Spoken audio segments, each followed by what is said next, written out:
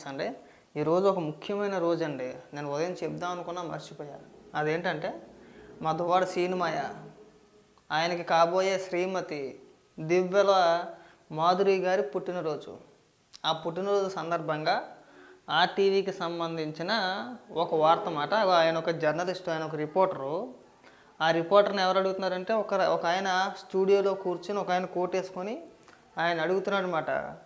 డైరెక్ట్గా మా సినిమా చేత మాధురి గారికి ఐ లవ్ యూ చెప్పించారు. ఒకసారి అదే ఎదురని కూడా వినిపిస్తాను చూడండి. అంటే మేమిద్దరం మనస్ఫూర్తిగా కలిసాం, మనస్ఫూర్తిగా పనిచేసుకుంటున్నాం, మనస్ఫూర్తిగా ప్రజాసేవ చేయాలనుకుంటున్నాం. మనకు వాచుకొని ఓకే సంతోషం. ఇప్పుడు నేను ఇస్తే ఎందుకని డబుల్ ఏదో ఈ వేదిక మీరు అన్నది మీ మనసాక్షి వదిలేస్తున్నాం. ఐ లవ్ యూ చెప్పబోతున్నారు. చూసారా, రిపోర్టర్ అన్నమాట, స్వచ్ఛమైన జర్నలిస్టు. ఇప్పుడు మా సినిమా చేత మాధురి గారికి ఐ లవ్ యూ చెప్పిస్తారు. చూడండి వేడిక. అబ్బా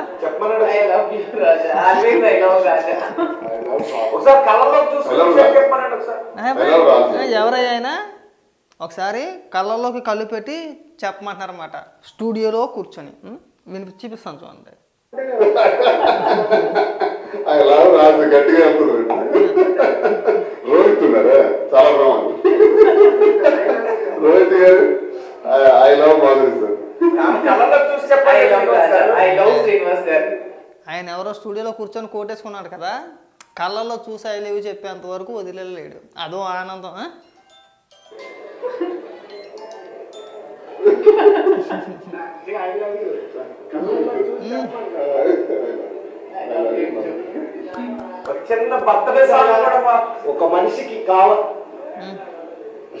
ఒక మనిషికి కావాల్సింది కనుక అందుబాటులో ఉంటే ఆ ముఖంలో ఆనందం ఎలా వెలువరిస్తుందో అన్న విషయం మాత్రం ఆ ఇద్దరి జీవితాల్లో బతుకు సేడా. ఒక మనిషికి కావాల్సింది మాత్రం దొరికితే ఆ కళ్ళల్లో ఆనందం వేరా. ఇది ఒక వార్త. మీరు జర్నలిస్ట్లా, మీరు రిపోర్ట్లా, పైగా మీడియా గురించి విలువల గురించి మీరు చెబుతారా? ఇది మన మోహన్ బాబు ఇష్యూలా. ఆయన విషయంలో ఒక ట్వీట్ వేసాడు రవిప్రకాష్. ఏమని? మనిషివా మోహన్ బాబు అని చెప్పేసి అని. ఇగో ఇది మీడియాలో లేదు, బ్రోకర్ పని చేసినట్టు ఉంది. అక్కడికి వెళ్ళి కోట్ వేసుకున్నాడు కదా ఇందాక స్టూడియోలో కూర్చొని, కళ్ళలోకి కళ్ళు పెట్టి చూడండి అని చెప్పేసి అని ఆయన చూపిస్తాను ఉండండి. అసలు మాధురి పుట్టినరోజు గురించి మాకెందుకు, మా సినిమా పుట్టినరోజు గురించి మాకెందుకు, ఆ వార్తను మీరెందుకు రుద్దుతున్నారు? నువ్వు ఎప్పుడు చూసినా ఆ దువ్వాడ సీన్ ఇంటి దగ్గర ఎందుకు సత్తున్నారో మాకు అర్థం కావట్లేదండి.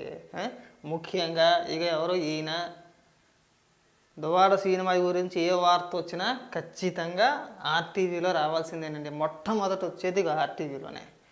ముఖ్యంగా ఈయన ఉన్నాడు కదా, ఈ రిపోర్టర్ ఉన్నాడు కదా, ఈయన్ని కేవలం దువ్వాడ సీను దివ్యల మాధురి ఉదయం లేచిన కాడి నుంచి సాయంత్రం వరకు వాళ్ళిద్దరూ ఏం చేస్తున్నారో, వంట చేస్తున్నారా, సీన్ లేచాడా, మాధురి లేచిందా, వాళ్ళిద్దరూ ఏం చేస్తున్నారో, మనకున్న సమాచారం ఏంటి, వాళ్ళు ఏమైనా సెలబ్రేషన్స్ ఏమైనా చేసుకుంటున్నారా, లేదంటే బయటికి ఏమైనా వెళ్తున్నారా, లేదంటే వంట ఏమైనా చేస్తుందా మాధురి, పప్పుసారు చేస్తుందా, ఉప్పు చేపలు ఆడుతుందా, ఏదైనా స్వీట్ ఏమైనా చేస్తుందా మన సినిమా కోసం అని చెప్పేసి అని ఆయన డ్యూటీ అన్నమాట.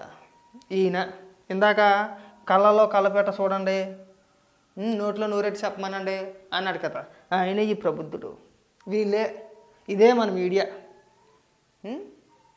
సిగ్గేమని అనిపిస్తుంది అసలు. ఏమైనా అంటే ఏడుస్తారు కదా. కాకపోతే ఎవడన్నా మాట్లాడాడనుకో ఏడుతాడు, ఎవడన్నా ఏదన్నా అంటే మాది మీడియా అంటారు. మీరు చేసే రొచ్చి వ్యాపారాలు ఇవి. ఆవిడది పుట్టినరోజు అంట, వీళ్ళ దగ్గరుండి ఐ లవ్ యూ చెప్పేస్తున్నారు అనమాట. అదొక పెద్ద వార్త. ఇదిగో ఒక నిమిషం, అదే వార్తని ఇక్కడ కూడా వేసారు. ఇదిగో, దివ్యల మాధురి పుట్టినరోజు వేడుకలను వైసీపీ ఎమ్మెల్సీ దువ్వాడ శ్రీనివాస్ అంగరంగ వైభవంగా నిర్వహించారు. మొదటిసారి మాధురి బర్త్డే సెలబ్రేషన్ను టెక్కలి నియోజకవర్గ ప్రజల మధ్య శ్రీనివాస్ ఘనంగా జరిపించారు. ఎవరి మధ్య? టెక్కలి నియోజకవర్గ ప్రజల మధ్య. ఏమనాలండి, ఇంకా ఏమన్నా అంటానికి ఏమన్నా ఉందా అసలు? మొగాన్ని కాండ్రి చుమ్మేయాలంతే, ఇంకా అంతమించి ఏమీ లేదు. అదొక వార్త తెగదుడ్డేస్తున్నాడండి. ఆ దరిద్రం మాట. ఆ యూట్యూబ్ ఓపెన్ చేసినా అంతే, లేదంటే ట్విట్టర్ ఓపెన్ చేసినా అంతే. ఈ షండాలం మా మీద ఎందుకు రుద్దేస్తున్నారో మాకు అర్థం కావట్లా. అంటే కాంట్రవర్సీ, వ్యూవర్షిప్ కోసం, డబ్బుల కోసం, అంతేనా? అంతకుమించి ఏమైనా తగలాడ్సి వచ్చిందా ఇక్కడ? అంటే మీకన్నా సిగ్గు అనిపించట్లేదండి అసలు. ఏమంటే కోట్ వేసుకున్న ఆయన పేరు ఏదో నాకు అర్థం కావట్లేదు. కానీ 2-3 సార్లు కళ్ళల్లో కళ్ళు పెట్టి చూసి చెప్పమనండి, కళ్ళల్లో కళ్ళు పెట్టుకొని చూసి చెప్పమనండి. ఇప్పుడు కళ్ళల్లో కళ్ళాడతాడు, మూతిలో మూతాడతాడు, నీకు ఎందుకయ్యా? ఏదో ఒకటి చేసుకుంటాడు. అది వాళ్ళిద్దరు పర్సనల్ విషయం. అది ఐ లీవ్ చెబుతాడో చెప్పడో, కలిసి ఉంటారో కలిసి ఉంటారో, అది వాళ్ళకి సంబంధించిన విషయం కదా. నువ్వేమో ఐ లవ్ యూ చెప్పామంటావా? చెప్పే ఐ లవ్ యూ చెప్పి ఇక ఈ పనుడేమో కళ్ళలో పెట్టు, కళ్ళలో కళ్ళు పెట్టు. ఎవరండి మీరు అసలు? జర్నలిస్ట్ అనేది మిమ్మల్ని మీడియా ప్రతినిధి అనగలం మేము చెప్పగలం అలాగా? చిరాకు అది కాండ్రించి ఉమ్మేయాలంతే దరిద్రులు. మన తెలుగు మీడియా అన్నమాట ఇదో ఎంత ఎంత ఎంత అద్భుతంగా ఉంటుంది. మనం చెప్పుకోలేం, మనం వర్ణించలేం.